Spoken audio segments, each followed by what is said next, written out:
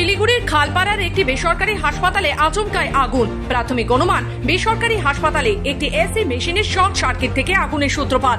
দ্রুত আগুন ছড়িয়ে পড়লে নার্সিংহোমের একাংশ ঘন ধোঁয়ায় ঢেকে যায়। আতঙ্কে ছোটাছুটি শুরু হয়ে যায় রোগী ও তার আত্মীয় পরিজনদের। খবর পেয়ে দ্রুত ঘটনাস্থলে পৌঁছয় শিলিগুড়ির দমকল বিভাগের একটি ইঞ্জিন, পাশাপাশি খালপাড়া আউটপোস্টের পুলিশ বাহিনীও ঘটনাস্থলে এসে পরিস্থিতি নিয়ন্ত্রণে আনে। তড়িঘড়ি বিদ্যুৎ সংযোগ বিচ্ছিন্ন করে আগুন নেভানোর কাজ শুরু করেন দমকল কর্মীরা।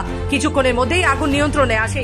যদিও বড় ধরনের কোনো ক্ষয়ক্ষতির ঘটনা ঘটেনি, তবে বেসরকারি হাসপাতাল অফিস ঘরে কিছু সামগ্রী পুড়ে গিয়েছে বলে দমকল সূত্রে জানা গেছে।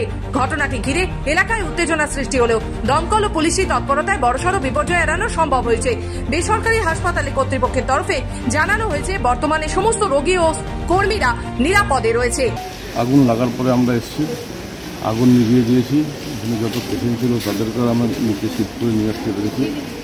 এমন কিছু না, ছোট্ট একটা আগুন ছিল ইলেকট্রিকের। কোনো ক্যাজুয়ালিটি নেই, সবাইকে আমরা নিচে নামিয়ে নিয়ে এসেছি, কোনো ক্যাজুয়ালিটি নেই।